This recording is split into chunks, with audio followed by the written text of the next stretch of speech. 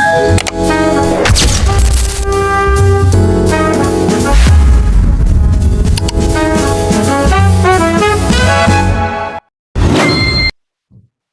day everyone, welcome to this Cabinet's first ever ED Talk episode.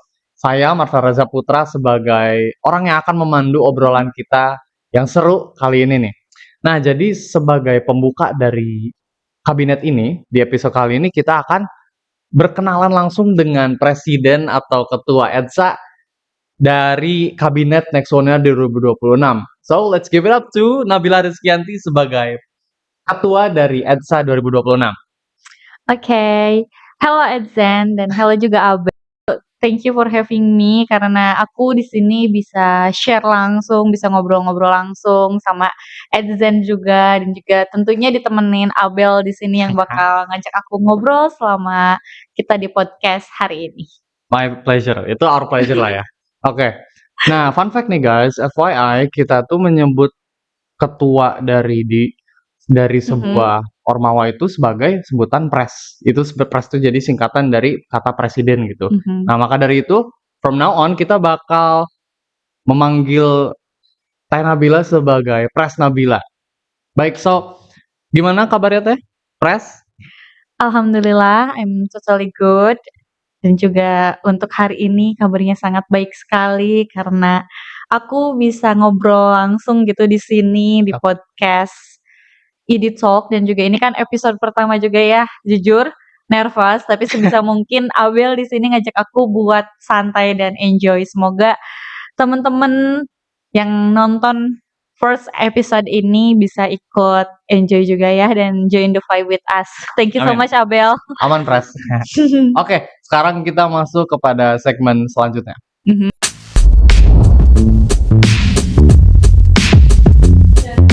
Okay, Pres, do you mind if you introduce yourself to our AdSense?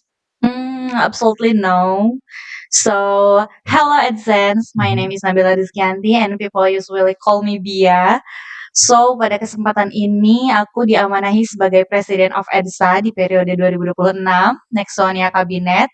Dan jujur, terima kasih banyak Abel dan juga tim ED Talk yang mana hari ini telah mengajak aku untuk berbincang, ngobrol-ngobrol sama Edsen. Makasih banyak juga ya. Aman Teh.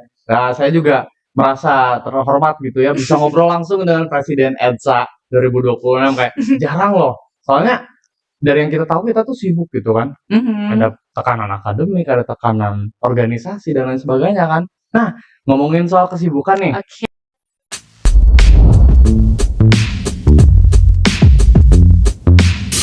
Aku mau nanya Pres, apakah kondisi akademik Pres aman-aman aja atau kayak gimana tuh?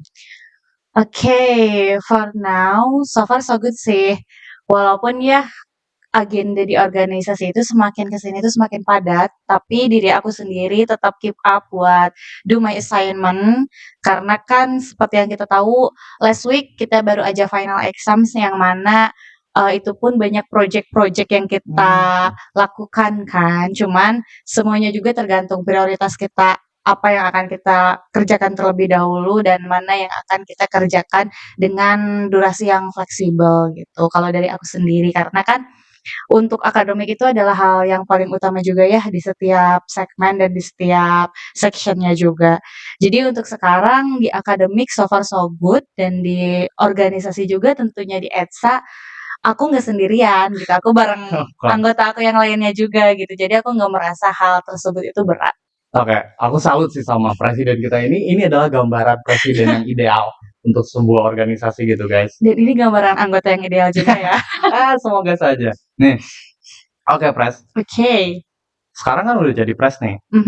Aku mau nanya nih, kayak titik balik dari Pres dulu gitu. Apakah ada effort yang Pres lakukan untuk mencapai posisi ini, mana itu pas sekolah atau pas awal kuliah gitu? Oke. Kalau misalkan disebut pengalaman ketika bersekolah, aku aktif di organisasi bisa dibilangnya saat mulai SMP ya, karena kalau di SMP kan ada OSIS, ada Pramuka, Paskibra, dan lain halnya. Aku aktif di ketiga organisasi tersebut, OSIS, Paskibra, dan Pramuka. Terus ketiga di SMK, aku aktifnya di Pramuka aja.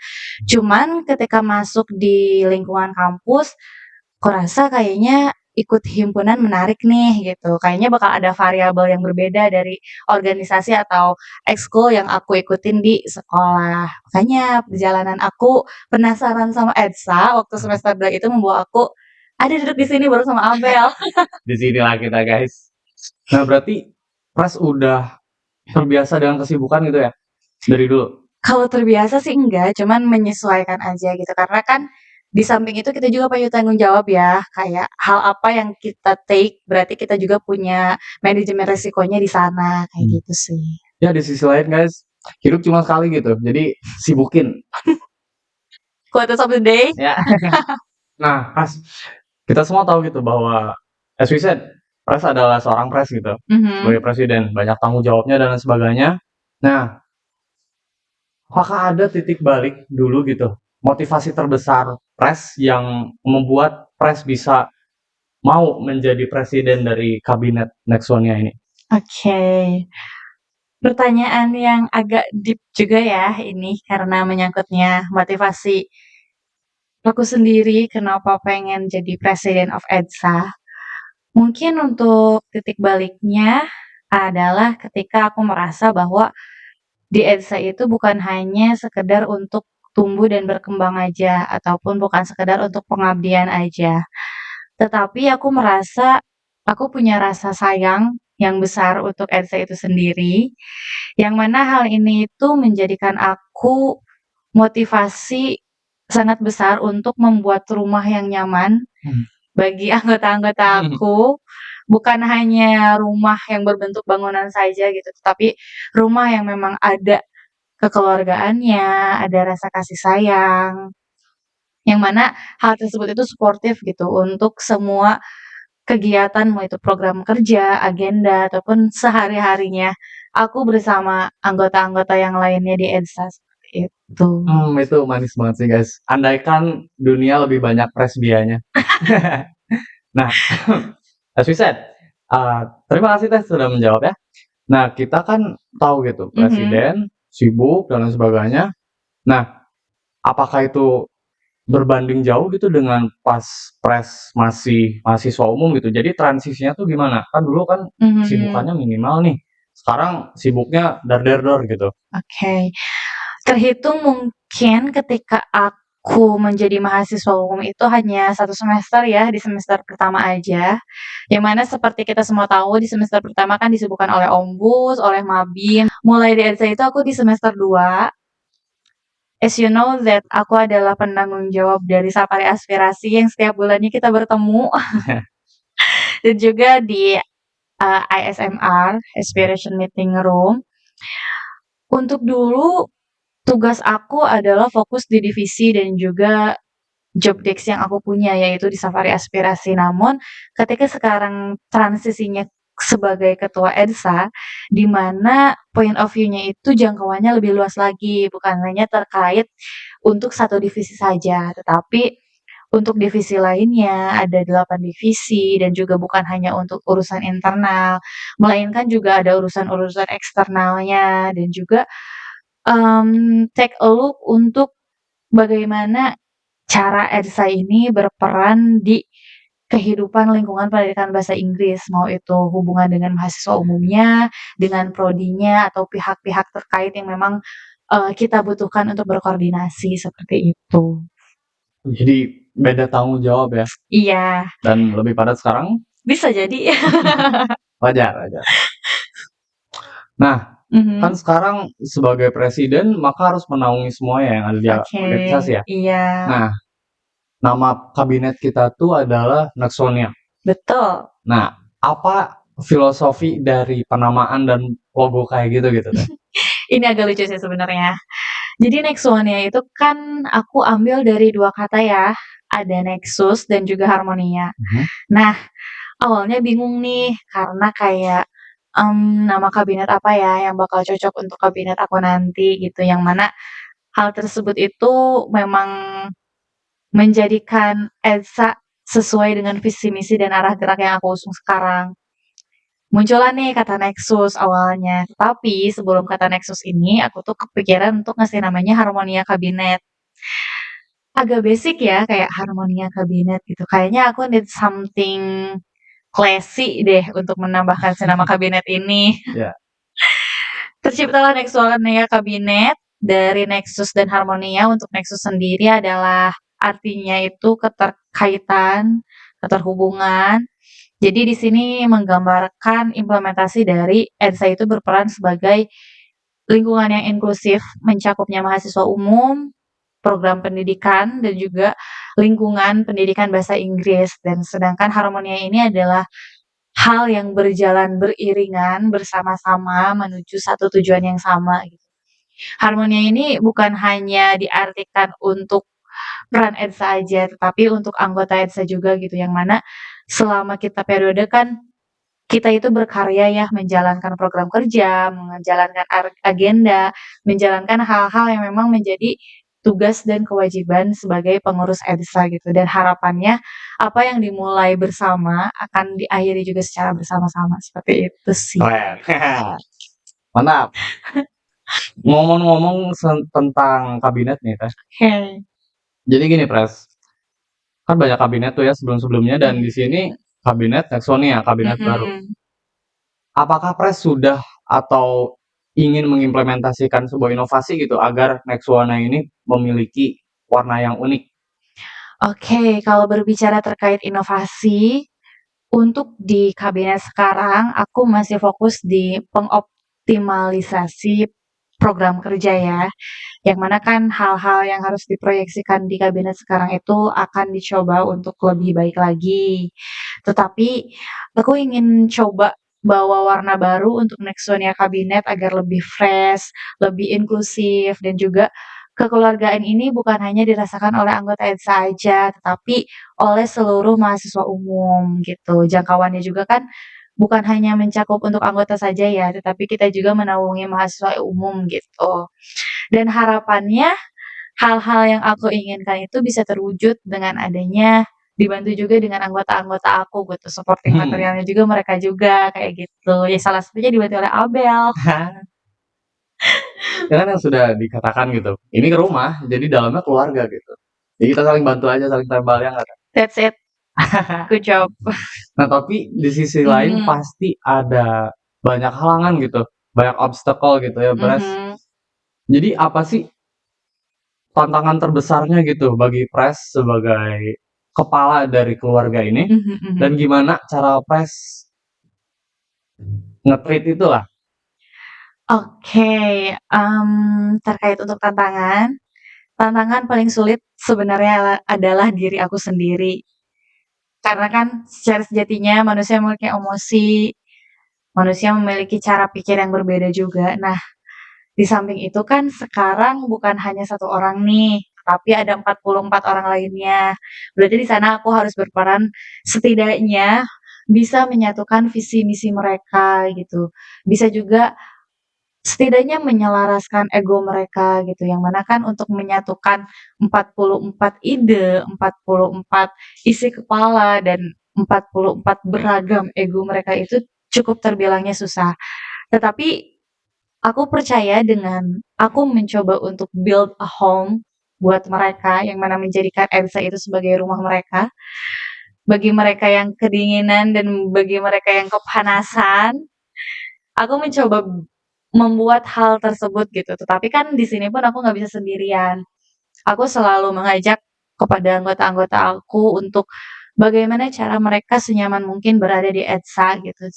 Ketika satu periode ini full dengan rasa kepemilikan yang tumbuh dari diri mereka sendiri untuk EDSA kayak gitu. Oh, jadi sebelum ke masalah utamanya, mending di-fix dari kenyamanan dia dulu gitu ya. Jadi biar buat dia nyaman dulu, baru dia bisa open up sendiri gitu. Iya, karena kan secara tidak langsung kenyamanan itu membuat kita juga kayak interesting gitu sama hal itu. Karena kita udah nyaman, kita udah suka, ya udah kita akan ada di situ sampai selesai, sampai beres gitu. Iya, aku setuju. Aku setuju. Nah, sekarang kan di kehidupan Pres terutama gitu ya, di kehidupan kita semua ada 3 aspek. Oke. Akademik, organisasi dan kehidupan pribadi gitu. Mhm. Nah, sebagai sebagai presiden dari kabinet ini, Oke. gimana cara dalam membagi atau nge-manage waktu gitu? Gimana? Mmm, untuk akademik sendiri ya, karena itu adalah sebuah kewajiban aku sebagai mahasiswa Mhm. di pendidikan bahasa Inggris yang mana harus juga memprioritaskan akademik aku yang paling utama.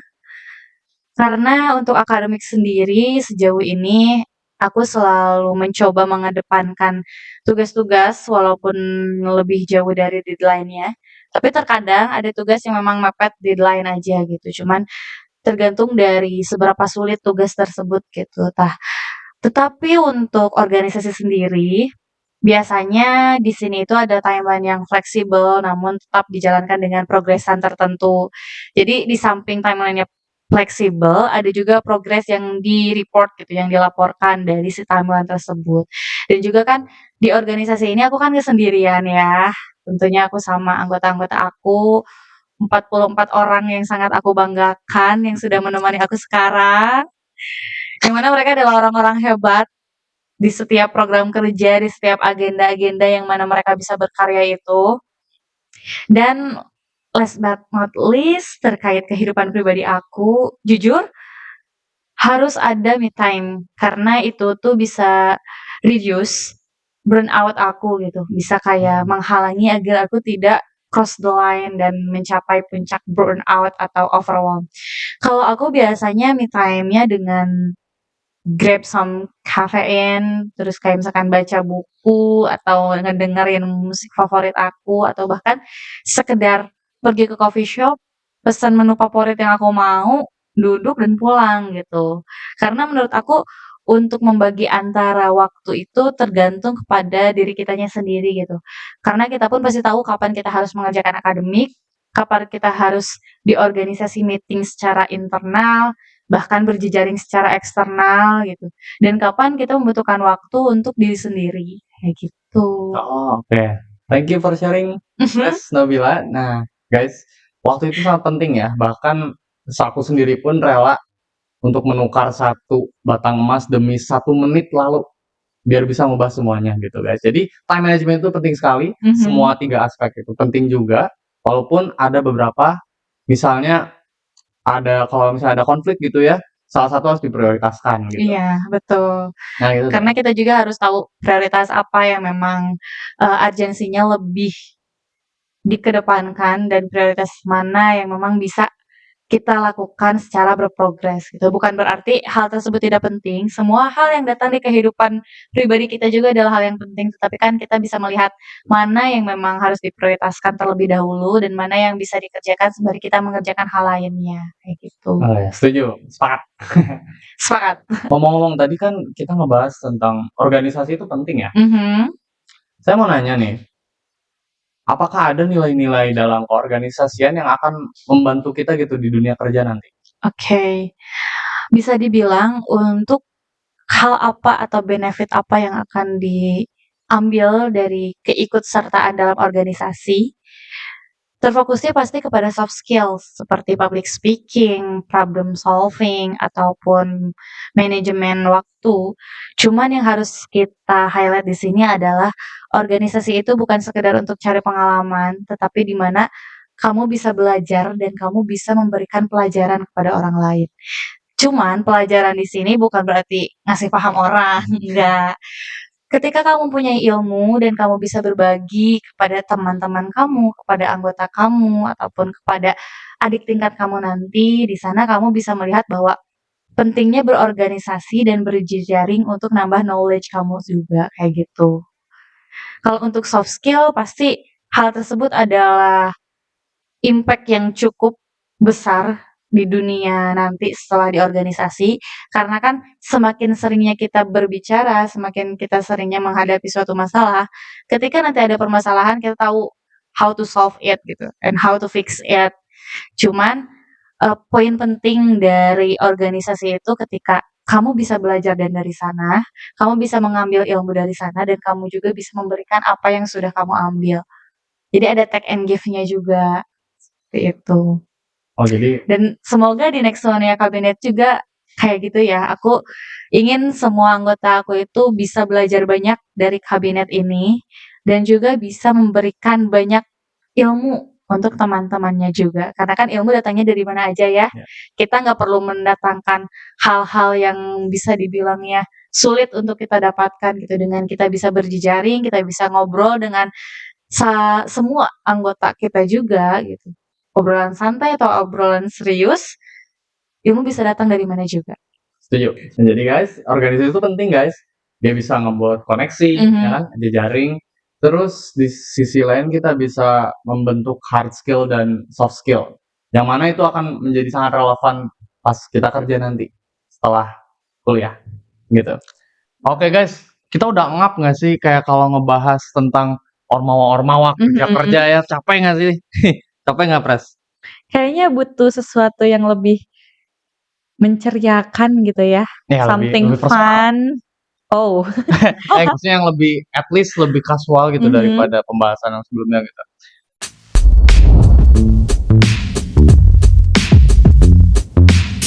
Oke, disordernya Apa coba? Pres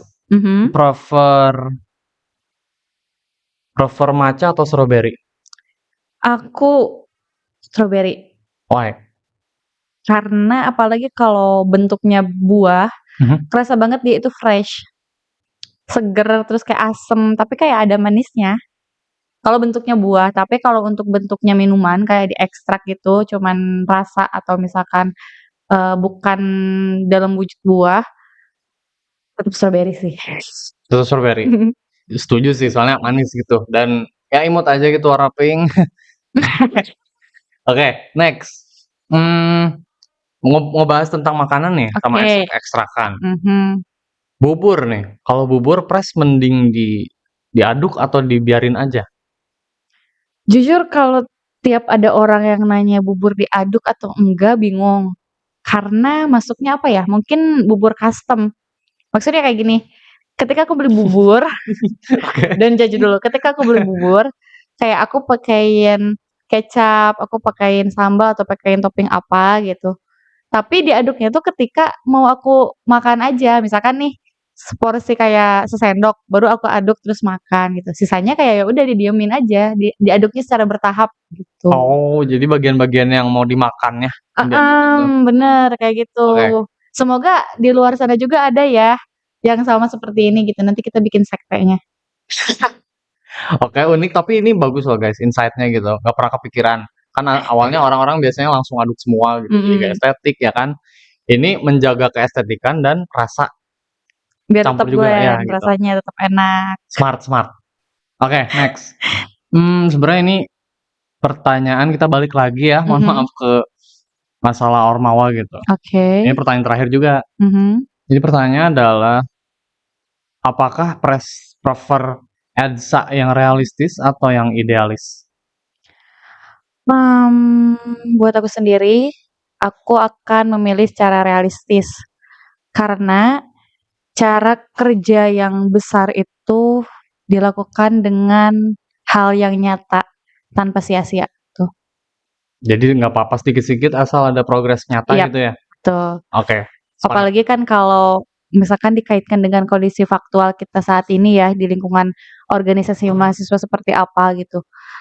Layaknya lebih baiknya small step, small action tapi big impact gitu. Sepakat. Daripada banyak mimpi gitu ya, tapi Iya, no action terus tuh kayak nggak ada hal yang dilakukan hanya untuk bermimpi. Bermimpi bagus, tapi lebih bagus lagi ketika kamu sadar bahwa keadaan sekitar kamu itu lebih membutuhkan awareness kamu untuk bergerak daripada awareness kamu untuk bermimpi. Wow, oke. Itu dalam take notes guys, catat dengan tinta emas.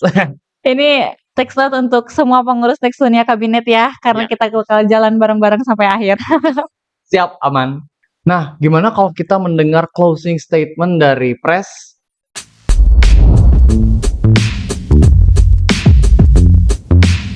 Jadi, ini closing statement-nya tuh, aku mau Pres mention gitu, pesan pesan dan amanat gitu lah. Oke. Pesan dan amanat kepada anggota-anggota Nexonia Kabinet dan Mhm. juga kepada calon-calon maba di tahun 2026 ini. Nah, apa aja tuh Teh? Oke. First thing first, aku mengucapkan terima kasih banyak kepada seluruh anggota Nexonia Kabinet, 44 orang yang sangat aku banggakan, yang mana sampai saat ini masih menemani aku, masih setia kepada EDSA dan masih sayang kepada EDSA. Aku harap hal apapun yang menjadi alasan kalian untuk menginjakan kaki di EDSA, nanti pun selesainya tetap sama-sama, tetap 44 orang, kita jaga satu sama lain. Rawat terus ingatan kalian dengan cara membaca, dengan cara kalian berbagai ilmu, atau dengan cara kalian berjejaring di luar sana. Tapi ingat, dimanapun kalian berpijak, kembalilah ke rumah. Oh. Kan udah janji Oke. kita bikin rumahnya bareng-bareng Nexonia Kabinet. Pesan buat maba 2026 berarti ya? Iya. Sounds not real. Untuk mahasiswa baru angkatan 2026, selamat datang di pendidikan bahasa Inggris. Selamat berkenalan dengan EDSA nanti, karena mau bagaimanapun EDSA adalah organisasi dan himpunan yang paling dekat dengan kalian, yang tentunya kalian juga akan melihat kami, akan mengenal kami di masa kalian ospek, Ya. entah itu ombus, entah itu mabim, ataupun rangkaian ospek lainnya. Jangan takut untuk mengambil langkah baru di dunia kampus, explore terus apa yang membuat ingatan kalian itu terawat, dan jangan takut untuk take action menjadi bagian dari EDSA nantinya. It's time to shine. Good luck. Good luck semua maba 2026 dan juga kepada rekan-rekan Nexonia kami. Semoga masih ingin berjuang gitu bersama sampai akhir. Oke, terima kasih kepada teman-teman dan kepada semua rekan kabinet. Saya Marvel Reza Putra. Dan saya Nabila Rizkyanti. Kami izin pamit dan see you on the next episode. Bye. Bye-bye.